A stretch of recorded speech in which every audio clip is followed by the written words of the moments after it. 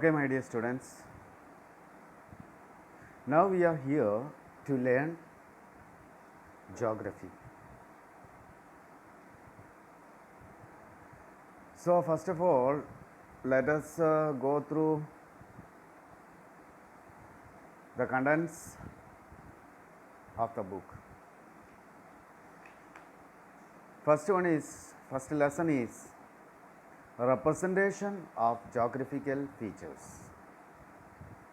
Second, population. Third, migration. Fourth, urbanization.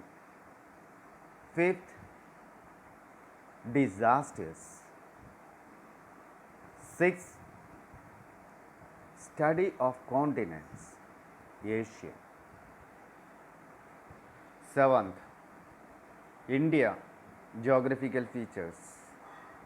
Eighth, India, climate, natural vegetation and wildlife. Ninth, India, human resources. These are the lessons we have to learn this year. So, first 5 lessons will come for half yearly and rest will be in annual examination. Now, let us start our first lesson, that is what representation of geographical features.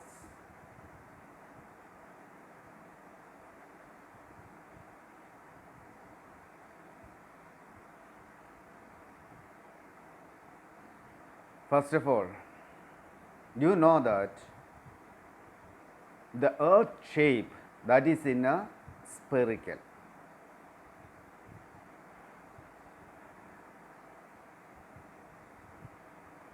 So, we used to use globe as earth shape.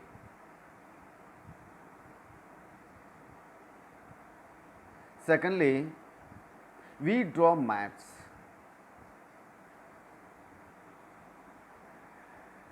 A map is a representation of any area of the earth on a flat surface.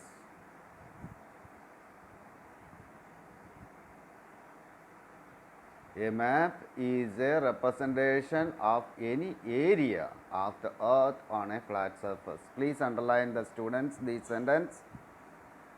This is what map. This same question answer we are learning from class 6 onwards.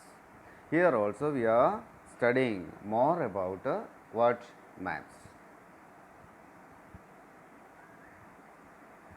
When we draw a map, some essential features are required to draw. First one, very important one. What is that? That is what? Scale. There are two types of scales. One is a large scale and another one is a small scale. Now, there are 3 different ways of indicating the scale of maps. First one, same thing we learned in class 7th too. First, by a statement. Second, by a graduated line like linear scale, bar scale, graphic scale, etc. This is what? First 2 methods. First method is by a statement we can indicate the scale on map. Second method is by a graduated straight line like linear scale, bar scale and graphic scale. And these are the 2 methods. Now, one more method is left, that is what? By representative fraction. Very important one. By representative fraction. You all mark that. What do you mean? by representative fraction. That shows the ratio between the map distance and the ground distance. RF shows, what it shows? The distance between the map distance and ground distance. Okay.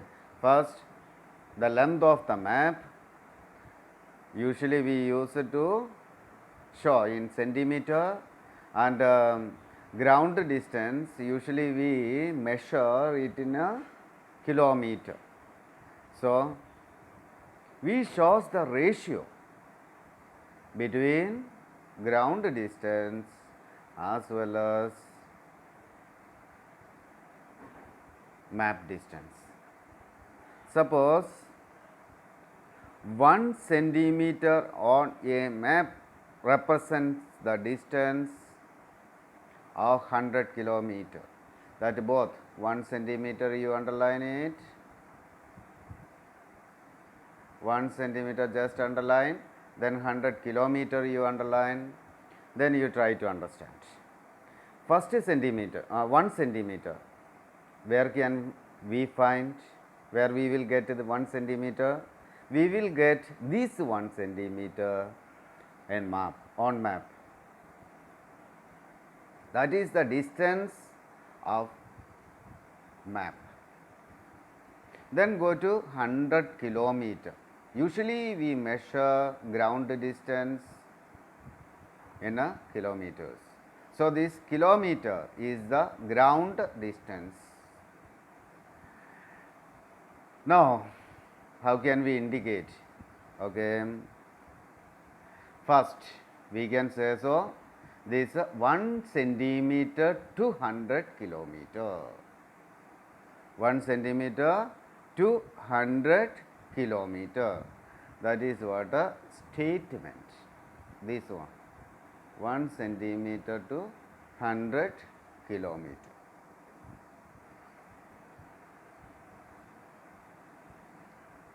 And next, ratio.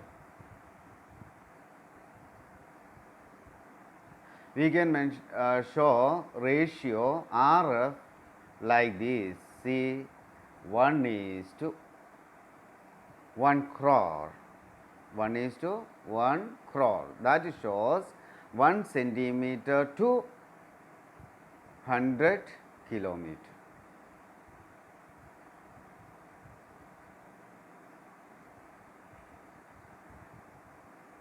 So, the formula of RF is this.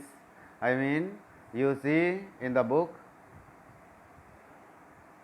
left hand side, last line, RF is equal to ground distance by map distance. This is what the formula to find RF. Ground distance by map distance.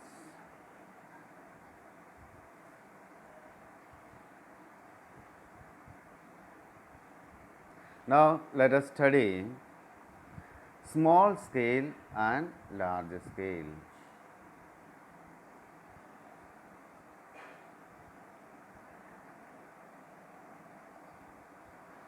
When we consider a map, I mean, now I am going to say, or I am going to mark 2 type of scales. First one, second line you will get it, 1 centimeter represents 1 kilometer. 1 centimeter represents 1 kilometer. And second line, third line of the same paragraph, one more measurement you will get it, that is 1 centimeter represents 100 kilometer. Which one is more useful to us, first one or second one? Students, please say to me, which one? We can say first one is very useful to us. Why? Because first one shows us or gives us more details. Second one gives us less detail. So, first one is large scale map, and second one, this one is a small scale map.